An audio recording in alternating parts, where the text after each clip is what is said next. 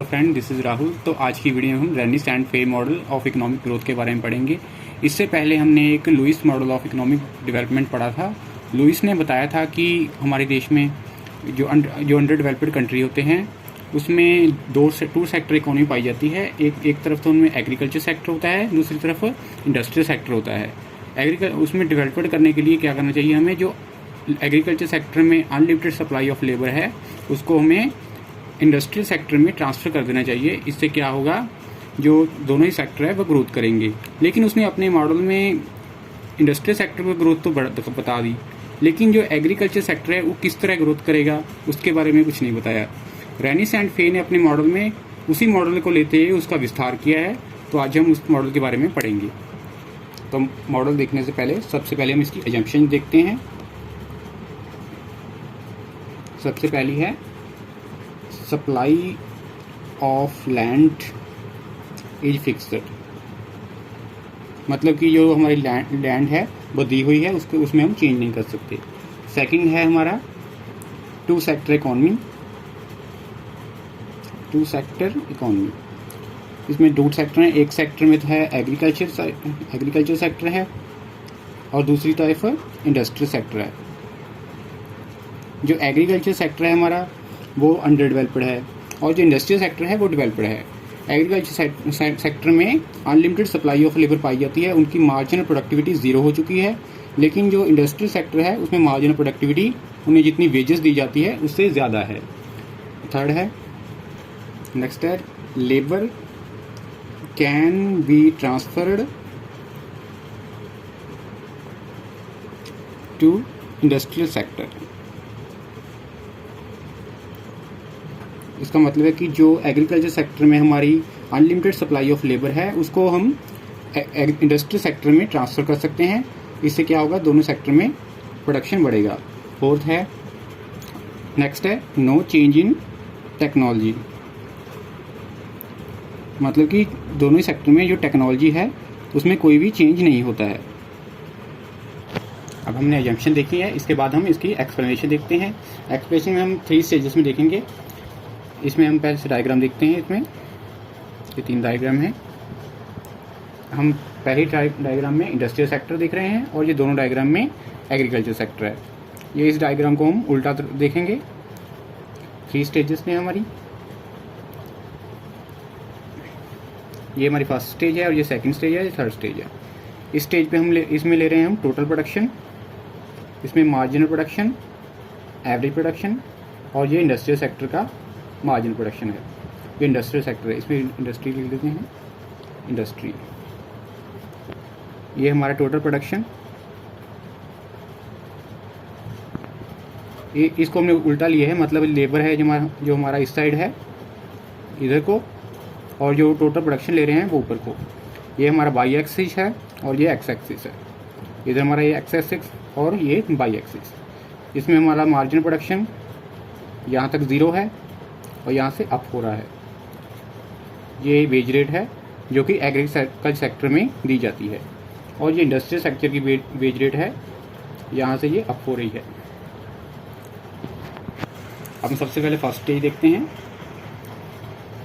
रेनिस और फे ने बताया है कि फर्स्ट स्टेज में हमने सबसे पहले जो हमारी एग्रीकल्चर सेक्टर में लेबर हैं जो कि 0 मार्जिन प्रोडक्शन कर रहे हैं, ये हमारी O से लेकर ON तक ये मार्जिन प्रोडक्शन कुछ भी नहीं कर रहे। अगर हम इनको एग्रीकल्चर सेक्टर से हटाएंगे और इंडस्ट्रियल सेक्टर में लगाएंगे तो एग्रीकल्चर सेक्टर से तो प्रोडक्शन बिल्कुल भी कम नहीं होगा, लेकिन इंडस्ट्रियल सेक्टर में हमारा सरप्लस हो जाएगा और उनकी ये मार्जिन प्रोडक्शन बढ़ जाएगा।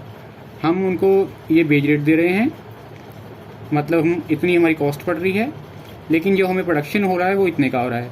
हमारा जो ये पोर्शन आ रहा है ये हमारा सरप्लस आ जाएगा।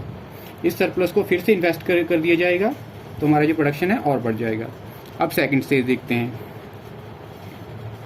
सेकंड स्टेज में हमारे N से N1 तक ये लेबर हैं, इसको हम यहाँ से हटाकर इंडस्ट्रियल सेक्टर में लगा देंगे। इनकी जो मार्जिनल प्रोडक्टिविटी है वो 0 से तो ज़्यादा है, लेकिन जितनी हम वेज रेट दे रहे हैं इनको हम OW लिख लेते हैं। यहाँ पे OW वेज रेट दे रहे हैं, लेकिन ये प्रोडक्शन कर रहे हैं वो कम है, इतना हमें लॉस हो रहा है।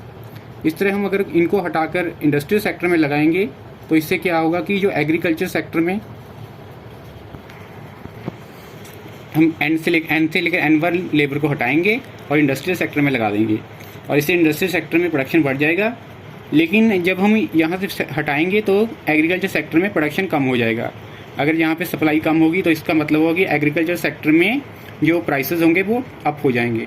इसका अफेक्ट हमें इंडस्ट्रियल सेक्टर पर भी पड़ेगा, तो इंडस्ट्रियल सेक्टर में बेज रेट को बढ़ाना पड़ेगा। ये हम देख रहे हैं कि यहाँ से बेज रेट है वो अप हो रही है। इसको हम बोलते हैं, ये पॉइंट को Lewis turning point, Lewis turning point बोलते हैं इसको। और फिर इसके बाद यहाँ पे हो जाता है, इस पे आगे क्या होता है, margin production is equal to wage rate हो जाता है, और जो हमारी एग्रीकल्चर सेक्टर है वो हमें लाभकारी हो जाता है। इसके बाद अगर हम यहाँ से लेबर हटाकर उधर लगाएंगे तो उससे जो वेज रेट होगा वहाँ पे बहुत ज़्यादा पड़ेगा। यहाँ पे आके एग्रीकल्चर का कमर्शियलाइजेशन हो जाता है, और जो एग्रीकल्चर है वो एक लाभदायक कितना बन जाता है। इस तरह हम देख रहे हैं इंडस्ट्रियल सेक्टर में हमें जितना लेबर जहाँ से हटाकर लगा रहे हैं हमें ज़्यादा से ज़्यादा प्रॉफिट मिल रहा है। इसमें सबसे पहले एक तो हमने लेविस टर्निंग पॉइंट देखा। हमारा जो लेविस टर्निंग पॉइंट है ये इंडस्ट्रियल सेक्टर में, यहाँ से हमारी जो बेज रेट बढ़ रही है इसको हम ए लिख देते हैं। जो ए है हमारा ये लेविस टर्निंग पॉइंट है, और सेकंड उसमें होता है हमारा शॉर्टेज पॉइंट। रेनिसांस फे ने बताया कि जो फर्स्ट स्टेज और सेकंड स्टेज के बीच का जो पॉइंट है ये स्टेज पॉइंट को, इस पॉइंट को बोलते हैं हम सेकंड शॉर्टेज पॉइंट। और थर्ड है हमारा कमर्शियलाइजेशन पॉइंट, और ये सेकंड और थर्ड स्टेज के बीच का पॉइंट है जो इसको बोलते हैं हम कमर्शियलाइजेशन पॉइंट। जैसे जैसे ये हमारा विकास, देश का विकास होगा, उससे क्या होगा कि ये दोनों पॉइंट है आपस के नज़दीक आएंगे, और जब बैलेंस्ड ग्रोथ पे जब इकोनॉमी चल पड़ेगी तो ये अंतर ख़त्म हो जाएगा, और हमारा ये सेकंड स्टेज है वो ख़त्म हो जाएगी और देश को डेवलपमेंट करने लग जाएगा। तो अब ये हमने रेनिसांस और फे मॉडल की एक्सप्लेनेशन देखी। अब लास्ट में हम देखते हैं इसकी क्रिटिसिज्म। सबसे फर्स्ट है supply of land is not fixed. हमने फर्स्ट एजम्पशन देखी थी, जो उसमें लिया था हमने कि जो सप्लाई ऑफ लैंड है वो फिक्सड है, लेकिन हमें पता चलता है कि जो सप्लाई ऑफ लैंड है वो फिक्सड नहीं होती। जैसे हम क्या करते हैं, पहाड़ों को काट कर वहाँ पर एग्रीकल्चर करने के लिए ज़मीन को नया बना सकते हैं। और सेकंड देखते हैं, labour can not be transferred. हमने एजम्पशन में लिया था कि लेबर जो है वो can be transferred to industrial sector, लेकिन ऐसा होता है कि जो एग्रीकल्चर सेक्टर की लेबर होती है वो अपने परिवार को छोड़कर जाना नहीं चाहती। जब वो परिवार जाना नहीं चाहेगी लेबर, तो जो डेवलपमेंट होगा ही नहीं। नेक्स्ट है टेक्नोलॉजी इग्नोर्स। हमने एजम्पशन ली थी कि जो टेक्नोलॉजी उसमें कोई भी चेंज नहीं होता, लेकिन ये हो नहीं सकता। जब जैसे जैसे देश विकास करेगा टेक्नोलॉजी में चेंज तो होगा ही। तो इस तरह आज हमने देखा है रेनिसांस और फे का मॉडल। इस मॉडल में हमने देखा कि जो अल्प विकसित देश है वो किस तरह से अपना देश विकास कर सकते हैं। और नेक्स्ट वीडियो में फिर मिलेंगे। Thanks for watching.